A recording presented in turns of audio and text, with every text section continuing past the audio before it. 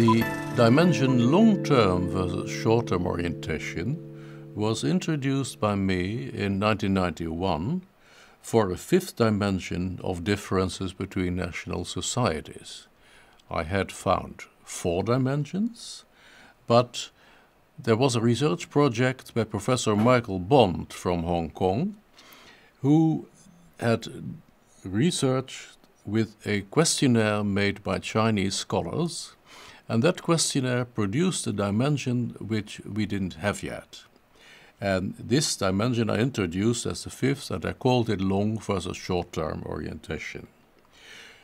We only had data for 23 countries, and it was only in 2010 when Dr. Michael Minkoff, my collaborator, discovered in the World Value Survey 1995 till 2004 data a dimension which was significantly correlated with this long-term versus short-term data we had already for the countries which we had in both studies.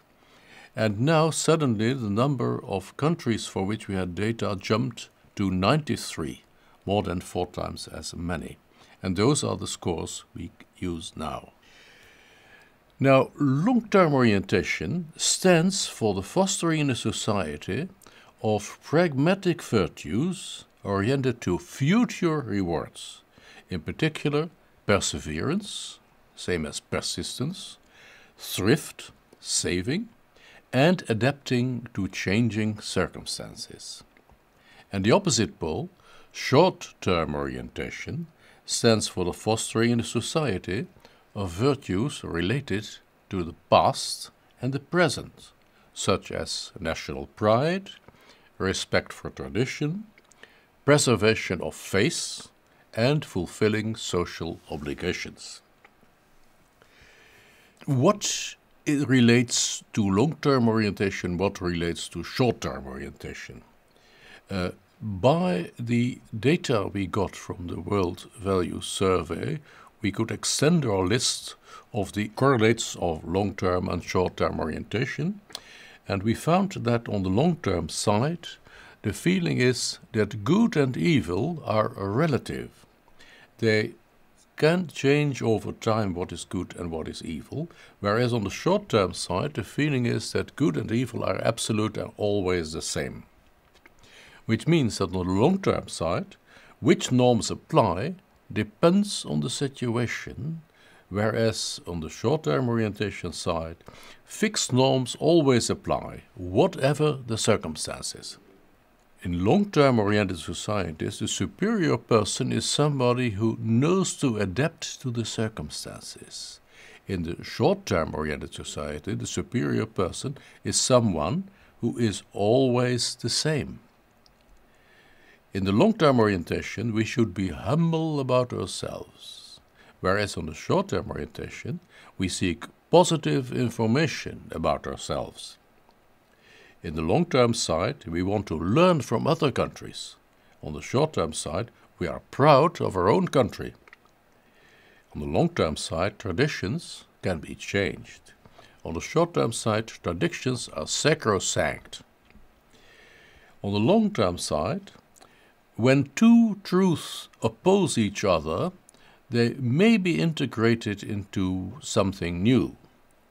In the short-term orientation, there is always a contradiction between A and B if they are not the same. And finally, in long-term orientation, you can say that what is very important to resolve a problem is common sense, and certainly choosing the middle way. In the short-term side, we find more fundamentalism, which is choosing the extreme. And there could be religious fundamentalism, but also ideological fundamentalism, political fundamentalism. How do we measure long and short-term orientation? There is, again, no absolute standards. We can measure the differences between societies. And the position is measured in an index, the Long-Term Orientation Index, LTO. And we have scores for this index on a scale from 0 to 100, where 0 stands for short-term orientation and 100 stands for long-term orientation. Let me give you an example, again from the 93 countries for which in this case we have data. I picked again 14 countries, 7 on the high side, 7 on the low side. And on the high side we find first of all East Asia, Japan and China. But also relatively high is Germany and Russia. Somewhat lower, but still on the higher side, we find the Netherlands and France and Italy, and on the brink, Sweden.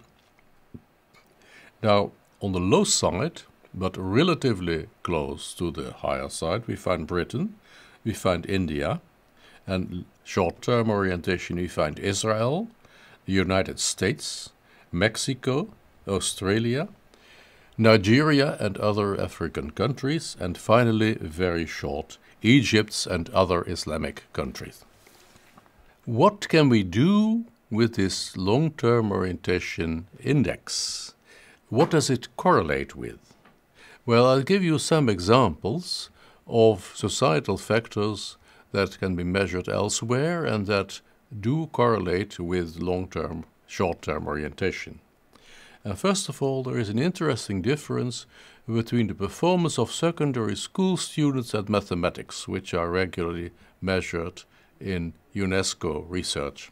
In long-term oriented societies, secondary school students tend to score higher at mathematics, but to rate their own results lower. In the short-term oriented societies, secondary school students perform relatively poorly at mathematics, but they tend to overrate their own math results. On long-term oriented societies, there is a larger savings quote and funds are available for investment. In the short-term oriented societies, there is a smaller savings quote and there is little money for investment. On the long-term oriented side, companies seek market share and long-term profits. On the short-term side, the companies report quarterly results, and very important is the bottom line, which is the results in that particular period. In the long-term oriented societies, investors prefer family business and real estate. In the short-term oriented societies, there is more preference for shares and mutual funds. And finally, but this is only true for poorer countries, we found that in poor countries that are long-term oriented, economic growth goes faster. In poor countries that are short-term oriented, economic growth goes slow. And this is no longer true when countries become wealthy, because then there is no difference anymore. Don't these LTO scores change over time? Scores, again, reflect values transferred from parents to children. There has been a research project where the same values were studied for 15-year-olds across a number of countries, and we discovered that we get the same country differences for 15-year-olds as we got for the entire population. Values acquired in childhood change rarely in later life. We have looked at the research by Professor Bögelsdijk, who compared answers to the same questions for two age cohorts 30 years apart from the World Values Survey. But for this dimension there was no worldwide shift, and there were no changes in the relative position of countries. Now, this is true in spite of the enormous technological changes that we have seen in the past period, with the introduction of global information systems, which do affect private habits and which do affect business practices, but the way they do so tends to vary between societies according to the pre-established values. So same technology does not mean that it is used in the same way. And finally, long-term orientation plays an important role in the economic development of poor countries. Poor countries with a long-term orientation develop economically faster than poor countries with a short-term orientation, which more often stagnate.